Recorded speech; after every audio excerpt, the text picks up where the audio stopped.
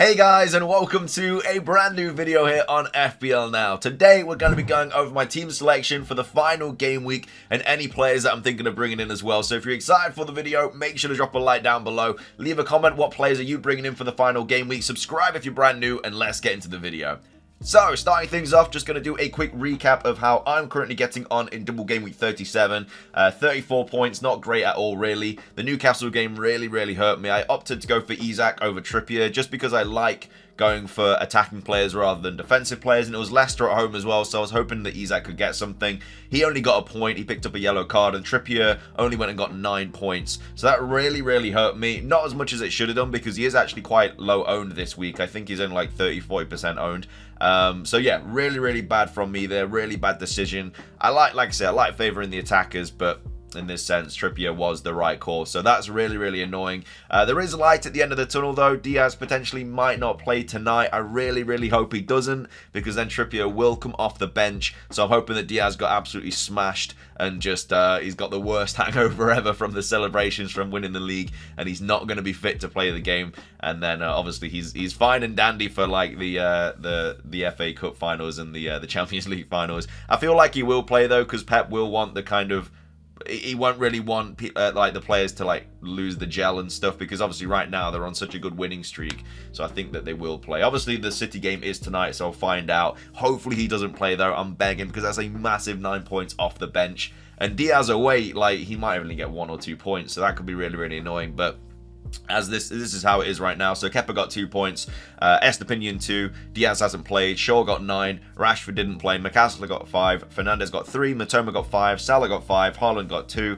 and then Isak got 1. So all in all, a very bad game week so far. I've had barely any returns. In fact, I've only had 1, 2, 3, 4 returns. And I've still got quite a few players left. I've still got Kepa, Estepinian, Diaz, Shaw, Rashford, McAllister. Well, like, they all play again, apart from Isak and Salah. But yeah, I really need that Trippier 9-pointer off the bench, because my bench look has been pretty bad this season. Like, I've never really had anything decent come off the bench when my bench has scored highly. And so hopefully this is the week that does help me out, because yeah, 9 points would be massive. I am down to 36k in the world, so yeah, would love the 9 points there from Trippier. But yeah, as I say, still got quite a lot of players left to play, and hopefully can get a few points tonight from the Brighton City game.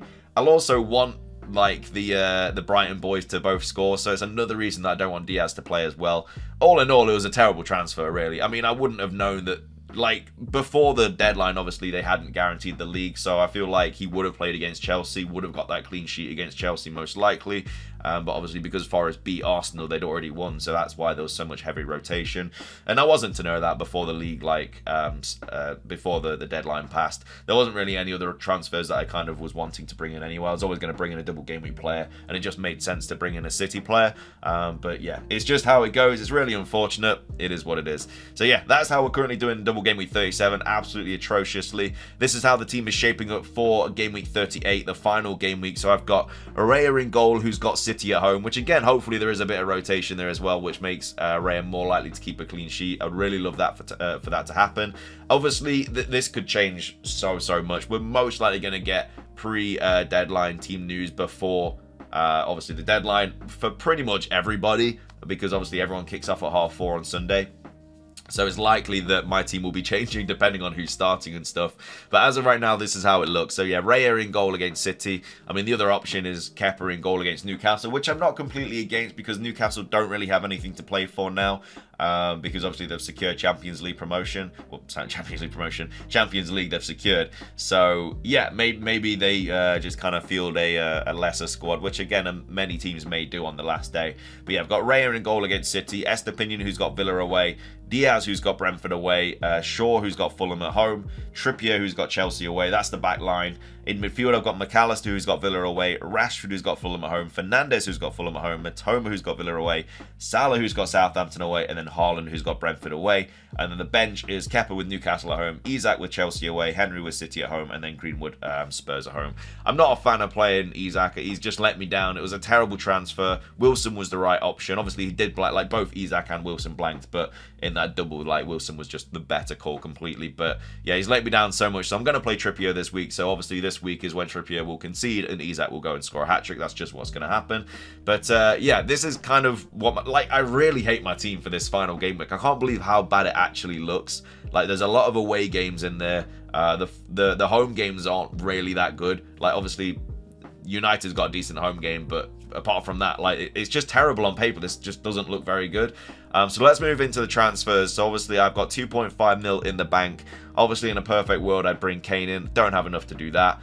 So the teams that I'm really going to be targeting are either Arsenal and Liverpool, and I only have one from a possible 6. So one thing that I could do is just get rid of Diaz and just bring in Trent, which again, nothing wrong with that at all. He's very easy to bring in. Only 7.8. Well, I say only 7.8 mil is quite a lot. But yeah, so I'll still have 0.7 mil in the bank. I don't really want to take a hit on the final game week. It doesn't, unless like I'm chasing in like mini leagues and stuff, which I am at the moment. I'm like second. I think I'm like 10 points off, so I really need those Trippier points. So yeah, if that's the situation, then I may bring in a couple of players for a hit. But I don't really want to do that. But I feel like Trent is going to go big against Southampton, and I feel like I need him in the team. And so that's one option. If I don't want to go Trent, like if we get early team news and for whatever reason Trent isn't playing, then another option that I might go with is a Arsenal player, and I think I'll go with Saka just because he's on penalties. I could go Ødegaard as well. I do have enough money to bring him in. But yeah, I could go Saka or Ødegaard. There's not really any other options that I'd really want to bring in since like Martinelli's injured and stuff. Trossard is also a very massive punt. But yeah, I think I'd rather go Saka just because he's on penalties. I mean, Saka has been pretty atrocious lately in the league. He hasn't returned anything since Southampton. Which again was a nice haul there, but you know, he's apart from that game, he's not returned since game week 28. So yeah, maybe Saka, maybe Ødegaard. Ødegaard's a little bit more in form right now. I mean, Arsenal just as a whole aren't looking too good. There are other Liverpool players that I could bring in as well. I think if Diaz starts, then I could bring Diaz in. He has started a few games recently, so I could easily bring him in as well, because I just feel like you want to be targeting that Southampton fixture. So I could bring in Diaz as well. That would obviously block me off the Trent move there. So I have to decide which one I'd rather go with. Again, this is all dependent on early team news. Like, if Trent isn't playing, then it makes my life a lot easier because I can easily go for someone else. But I don't know who else is really going to play in that right-back role, really. I think Trent's just going to play there. Robertson may get rotated for Simicast, but that's kind of it. So yeah, that's the kind of options that I'm really weighing up. Either Trent to be brought in for Diaz, or a Saka or an Ødegaard or a Diaz to be brought in. The other option, obviously, is I could bring in Jesus as well, who should start. I mean, I don't really see why he wouldn't. He's not really been getting anything either recently. I mean, Arsenal just as a whole just haven't been very good at all. So yeah, Jesus is another option that I could be bringing in. But all in all, it's hard to really do a team selection because everything could change, you know, when obviously the kickoff's at 4:30, so the deadline is at what, 3 o'clock. So that last half an hour, like 2:30 till 3, we get all the team news. I could be like changing it completely. So yeah, we need the team news really, especially because there's going to be so much heavy rotation because a lot of teams don't have anything to play for really, apart from like a better kind of place in the table. Yeah, another option, obviously, Eze, who's got Forest at home. I mean, that's also a very, very good option there, which again, I'm not completely ruling out. It all depends on team selection and stuff. I could bring in Eze, and then I could also bring in Trent as well. I can make that move, which again isn't the worst thing in the world. I quite like the move. I think Eze is a decent punt this week as well. But apart from that, there's not really much else to do. I'll do a final team selection if we get like any kind of news or anything. But obviously I may have injuries in the last remaining games of this week as well. Like if Matoma gets injured or Diaz gets injured or whatever, I'll obviously have to make changes towards that. But yeah, that's actually going to be everything for today's video. I hope you guys enjoyed. If you did, please do consider hitting the like button down below. Let's try and hit 50 likes. My last video of the season will be on Friday, which will be my final team selection. And that'll be a wrap for the 2022-23 season. Just want to thank you all again for the support. And we'll be back live on 2023-2024 season. Hopefully we can get a better rank. Hopefully I can finish in the top 25k this year, but we'll have to wait and see. But best of luck with the game week. Best of luck with the rest of this game week. Have a fantastic rest of your day. And until next time, peace.